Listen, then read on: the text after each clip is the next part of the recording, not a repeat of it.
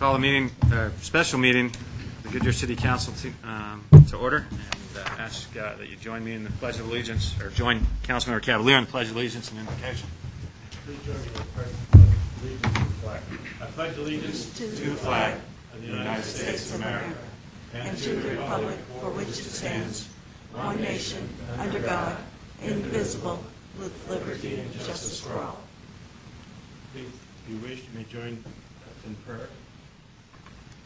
Heavenly Father, please help us today to make the right decisions and to move forward on all the projects that this city has been working so diligently on. And may we also have security and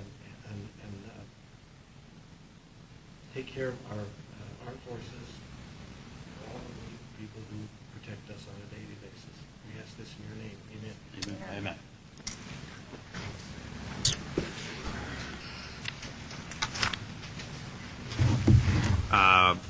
Regarding roll call, my comments earlier, but Mayor Kavanaugh will be joining us by phone here. Everybody else is present. We don't have any approval or ratification of any expenditures. At communications, I'd just like to take the time to recognize Bill Crossman, the city manager of Litchfield Park, has joined us. And I think that's it from our neighboring and partnering cities on today's meeting. So, any citizens' comments and appearances from the floor this morning? Do we have any cards? No. Okay. This is a time for citizens who would like to address the City Council on any non-agenda item.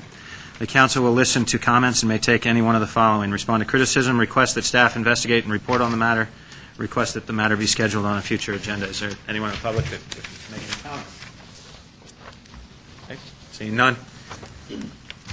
We have no items on consent. We have one business item.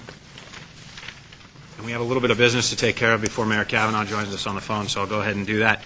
I've declared a conflict on this issue we have before us this morning, and so we'll be appointing a pro tem or a chair of our meeting this morning. And I would ask if there was a motion on the floor, maybe my recommendation would be Councilmember Sousa chair the meeting, if there's a motion to such. Good. Got a motion to have Councilmember Sousa chair the meeting from Councilmember Lord, and a second from Councilmember Holland. All those in favor, state by. Aye. So, Councilmember Sousa, the floor is yours. Obviously, you've got Mayor Kavanaugh that's going to join you on the phone here any second, so it's all yours. Thanks. And I'll step out and I'll be in the lobby until things are done.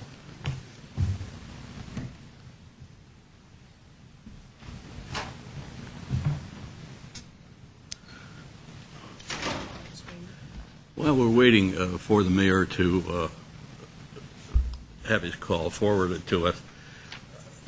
I think it would be all right for us to conduct a hearing by the city attorney to advise the council of the proceedings that have come forward to him through his negotiations with the other two cities that are involved in the widening of I-10. And Rorik, would you be kind enough to inform us of the events that led up to this? Thank you, Mr. Chairman. Councilmember Sousa. Very briefly, as we're all aware that on August 27th, the council previously considered the issue of approving an IGA with the 5 parties to the agreement to widen I-10 as a condition of our resolution. Since we didn't have all of the issues in place at that point, the council gave authorization as long as we had a final agreement that is substantively in compliance with what you approved back on August 27th. Now, some things have changed through the course of our negotiations and some actions by MAG over the last month and a half that have brought us back here today, because we have had a few substantive changes. So with council's permission, the only things I'm going to talk about today are those changes. There's only 2 or 3 items, and I want to make sure we all understand what they are, how the agreement looks as we stand today, and then answer any questions that you may have. And I'll tell you that this agreement is probably still warm, because we finished negotiating it this morning at about 8:15 with ADOT. We were still negotiating the issue of who's going to pay for the issuances of the issuance costs for the GAN notes, and how are we going to pay them? Are they going to be up front, or are they going to be spread over the 7-year period of the agreement? So that is one change. I'll go ahead and, I guess, we'll answer the phone and then move forward. Mayor? This is Mayor Kavanaugh. Mayor, this is Chairman Souza conducting the meeting on behalf of the Vice Mayor. Welcome aboard. Thank you, Dick. I understand you have a comment to make on this matter that we're conferring on this morning. Do you want me to make my comment now, or you want to wait till the vote? Mr. Mayor, this is Roy Gnassi. I'm in the middle of briefing the council, then I assume there'll be a motion, and then would that be the most appropriate time to have council comments? Okay. Mayor, brief synopsis. I just got rolling. I was just told the council I'm only briefing those issues in the IGA that have changed from when the council first considered this back on August 27th. And we're just talking about the subject of the payment of the issuance costs for the GAN notes, and I was informing the council that the parties agreed this morning with ADOT that those costs will be rolled into the par amount, or the total issuance on the note, and they'll be paid by the cities over the course of 7 years. So they'll be rolled into our interest payments. But that was a change from the August 27th agreement. Second change, there was a price increase on the estimate of the project. It went up from $135 million to $153 million. That has been the result of the engineering and design costs related with Element 2, or the second phase of the project. ADOT tells us those costs are good. I would tell you that I hope they're good, but let's all be prepared that those costs could increase due to market forces. Third issue was, as we're aware, that prior to our previous meeting, the MAG board had met and approved an allocation of $6 million from the previous state legislation to help the cities pay interest costs on this project. Subsequent to our August 27th meeting, the MAG board met again and increased that to $7 million. And there's been discussions over the past month or so on how are we going to allocate that $1 million. There's honestly been some disagreement amongst the cities on are we going to allocate that according to lane miles, which has been our agreement up to this point, or should there be some other allocation of those funds. The draft you have in front of you today allocates that funds as follows. The first $6.5 million will be allocated to pay all three of the city's interest costs. The remaining $500,000 will be allocated to apply only to those costs incurred by Litchfield Park and Avondale. I can roughly break down what the differences are in dollar amounts on those figures if you think it would be beneficial. Let me go ahead and go over that. After August 27th, the City of Goodyear anticipated paying about $2.1 million for this project. What's that figure? What was the figure? 2.1. If you allocated the entire $7 million equally or per lane mile amongst the cities, we'd pay about 1.5, almost $1.6 million. Under the current scenario, my calculation is about $1.87 million. Now that's spread over the course of 7 years. And I will go ahead and give you the caveat. I think that's going to go up because you're going to we're going to put GAN issuance costs into those figures, and we don't know what the final cost of the project is going to be. So roughly $1.8 to $2 million is probably a safe ballpark on what our cost in this project is going to be. Conversely, the shares for Litchfield Park and Avondale have gone down. Mr. Crossman probably knows what the figure is better than I do, but I ballpark that their share is going to be around $800,000 for this project. And Litchfield Park, $800,000 for Avondale, Litchfield Park down to about $50,000 is a ballpark. A little higher, close. Okay. So that's what the shares on the parties would be. The good news is that a few months ago our share was going to be in excess of $5 million. So we've certainly cut that down through the actions by the state legislature and by the MAG board, and hopefully by the State Transportation Board in the near future. And with those are the major changes that have been placed in the document from when you looked at it back on August 27th. And I am available to answer any questions, but that is what the parties are presenting to the three councils today. So we'll move to read the resolution. Clerk will read it, please.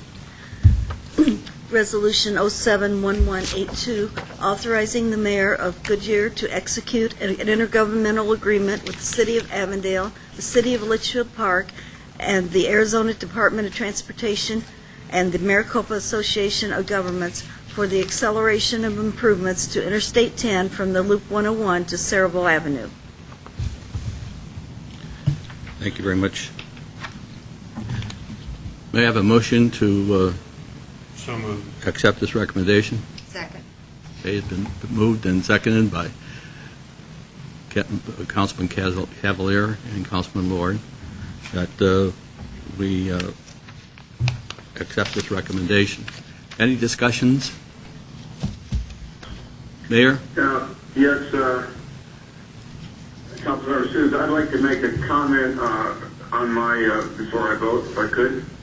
Yes, sir. Go ahead, right ahead. Is now appropriate? Yes, sir, it is. Okay, thank you. And am I coming through pretty well? Yes, you are.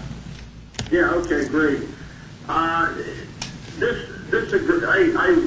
Between us, I went over this today at some length, and I just, so give me a little time to get through this. It won't take long. This agreement includes unwritten background provisions, including an agreement not to refute comments made by my two fellow city mayors in recent newspapers, nor critique either of the two cities' actions. I will fully attempt to comply with these provisions. However, more important than these provisions is each elected official's responsibility to keep the public informed and to apprise the public of the rationale for an important vote. I'm sure the mayors of both Avondale and Litchfield Park agree with that. The worst thing we can do is obscure the people's right to know for the sake of unanimity, and I don't think any of us want to do that. I will make my comments brief and stick entirely to the facts as I understand them. Although many problems and issues surfaced over the past 2 years in the I-10 widening process, we are really concerned with only one issue in this motion, and that is how to distribute $1 million, the differential between $6 million and $7 million, in an Arizona state grant intended to reimburse the cities for their previous commitment to bear the cost for carrying bond debt forward 4 years, thereby accelerating I-10 widening by 4 years. Avondale and Litchfield Park firmly believe that the only reason the three cities received the additional $1 million from $6 million to $7 million was because of their actions. No doubt, their proposal to me as the MAG chairman that the three cities meet with Phoenix and Mesa to see if those two cities would agree to raise the $6 million contribution level led to a $7 million agreement. That agreement may not have happened without their initiative. I'll return to that in a minute. However, let me add their other point, and that is that Goodyear already earlier had said we would accept $6 million as the entire to-be-shared contribution, and that's all we should get. That was their view. I'm sure this error on their part was unintentional, but the motion they were referring to was explicitly $6 million or more. The reason for Goodyear's willingness to accept the low figure of $6 million is due to our determination to get the road widened without further delay.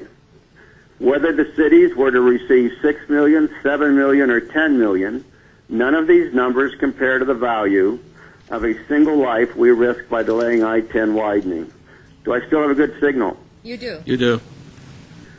Now back to the first point. Litchfield Park asked me to call a meeting of the five principals, Avondale, Litchfield Park, Goodyear, Mesa, and Phoenix. The informal meeting was held. Phoenix and Mesa were willing to go to $7 million, as was Goodyear. Litchfield Park and Avondale would not commit, but did not say no to the $7 million. If we were to raise the grant of $1 million to $7 million, I had to have MAG Regional Council vote on the issue again. This was a dilemma, as although I thought there was reason to believe MAG cities would want to go to $7 million, I didn't have Avondale's or Litchfield Park's commitment, and in addition, a senior official from Phoenix made it clear that if I called a MAG Regional Council meeting and Avondale and Litchfield Park voted against the $7 million, the meeting would be a failure and an embarrassment for which I would be culpable and entirely responsible. Regarding this latter conversation, it can be argued that seeking the approval of one or several of the City of Phoenix elected and or senior staff members automatically qualifies a person for an emergency visit to an inferiority complex removal therapy session. Nonetheless, as a collective unit, 30 times the size of Goodyear, Phoenix can be formidable and imposing. I decided as MAG chair to accept risking my reputation and the City of Goodyear's reputation and called a meeting not knowing what either of my neighbors would do, as they were unwilling to inform me. Both, however, in the meeting voted yes, as did 24 of 25 members. I breathed a sigh of relief. So yes, Litchfield Park and Avondale asked for a meeting to consider raising the contribution, but I, the mayor of Goodyear and MAG chair, called that meeting, and I and the City of Goodyear accepted the risk if the meeting failed. And we singularly accepted that risk. The last point to make, should this mid-September meeting have been necessary? If one did things differently at the late August regularly scheduled MAG Regional Council meeting, then this September meeting would not have been necessary. On the day of the August meeting, which was 27 or 28 August, it became common knowledge that Phoenix would call for a weighted vote if the $10 million passed on a numerical one vote per city vote. And East Valley City wanted the contribution to be $4 million.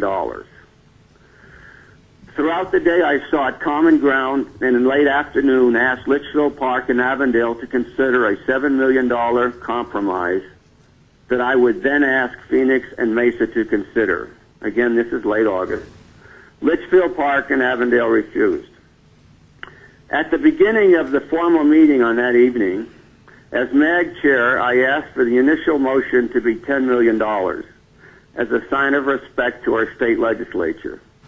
The $10 million passed with Goodyear voting yes and then failed in a weighted vote. Mesa then offered a motion for a $4 million, which I asked them to reconsider. Their mayor did reconsider and raised the motion to $6 million. Goodyear voted yes. Avondale, Litchfield Park, and the entire remaining West Valley cities voted no, and the motion failed. Next came a motion for $8 million, which would have passed had it been supported by Avondale and most of the West Valley. However, they did not, and the motion for $8 million failed. Goodyear supported the motion. It is not known whether Phoenix would have called for a weighted vote had the $8 million passed, but there is no evidence that they would have. Later that evening, the $6 million was reconsidered and barely passed. Subsequently, we had the special MAG meeting in mid-September, previously mentioned in these comments, and that is the one that took us from 6 to 7. In sum, there is reason to believe we missed opportunities for $7 million and even $8 million in August. Now here we are in late September arguing over how to distribute $1 million. Our Goodyear citizens have the right to ask, is this motion fair to all three cities? Frankly, for Goodyear specifically, it is not fair. For more than a year, the three cities had agreed to distribute costs according to lane miles. Avondale and Litchfield Park insist that formula is not applicable to this last $1 million. If we fight it, we delay I-10 by a couple more months. That is inexcusable and unacceptable. For the past 2 years, Goodyear has gone above and beyond to get I-10 widened. We have been forthright, honest, committed, and trustworthy. Let us hope this is the last time we have to go above and beyond again for I-10. So I will vote yes on this compromise agreement.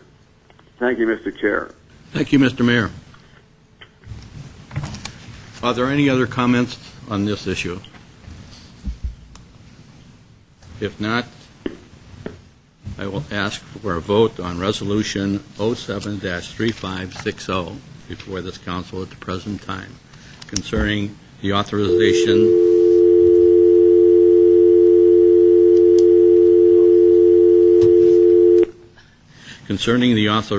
of an IGA for the acceleration of I-10 widening. May I have a vote, please? A motion. We have a motion. We have a motion. Roll call vote. Roll call vote. Is the mayor still on the line? No. Okay. Councilmember Sousa? Aye. Councilmember Cavalier? Aye. Councilmember Osborne? Aye. Councilmember Holland? Aye. Councilmember Lord? Aye. And Mayor Kavanaugh? Mayor? Yeah, I left her signal. Okay. Okay. And we're doing a roll call vote. Mayor Kavanaugh? Aye. Pass 6-0.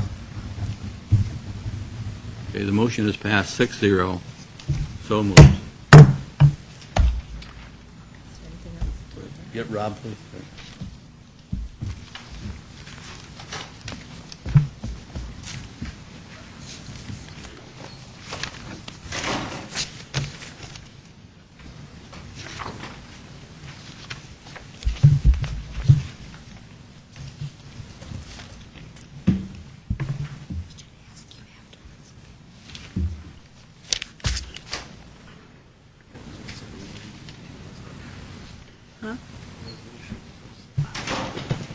Vice Mayor, move. 1182. Thank you. So where are we at? Motion is passed. Motion's passed. Okay. Mayor still on the phone with us? Yes. Hello, Mayor. Aye. Okay, so moving on to item 9, information items, comments, commendations, report on current events. Anything from council? Anything from you, Mayor? No, thank you. Okay. Manager's summary of current events. I believe the manager has some news for us. Yes, Mr. Vice Mayor, members of the council, Mayor. I have a couple of items. One is just a reminder, October 1st, we will not be having a work session. I announced that Monday night, but just wanted to reinforce that. We will be having a work session October 9th, and that will involve the city center as far as the conceptual designs for the master plan. Very important meeting that we think is going to be bringing this back to council and genuinely want your input. And then we'll have a regular council meeting immediately following that. I have two other items. One is, at the risk of embarrassing our city clerk, I did receive from Dee Cockrum this morning her notice of retirement effective February 1st. And she has worked with the city for 20 years and given a lot of time and effort to the city. But she is very excited about entering this next chapter of her life. And Dee, we absolutely appreciate your service to the city. And we know we're going to have you for the next handful of months until February 1st. But thank you, and helping us also into the transition as well. You're welcome.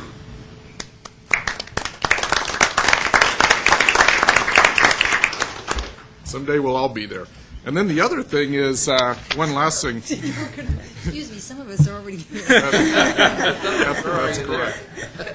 I'd say I'd stand But I will corrected. not become a council member. I'd say I'd stand corrected, but I'm sitting. The other thing is economic development just hot off the press. U.S. Airways, that sits in the back seat of each airplane seat. We are prominently displayed. There are 9 pages about Goodyear in there, so anyone that's flying all over the country on U.S. Airways will be able to read about Goodyear. And it does have some advertisements from some of our development partners, but it talks about City Center, ballpark, our artwork, on and on. So it's a very, very good set of articles. on the City of Goodyear. I've not had a chance to read it. It was just given to me a few minutes before the meeting, but we will be prominently displayed out there in the airways. Mr. Vice Mayor, that's all I have. All right. Any summary of follow-up actions? No, sir. Okay. Council members have any, or Mayor have any inquiries for staff? Not I. Okay. On that, we don't have a work session next Monday night, so we'll reconvene in a work session on the 9th of October when the mayor returns. And Mayor, safe travels to you, and everybody have a good day. Meeting's adjourned. Thank you.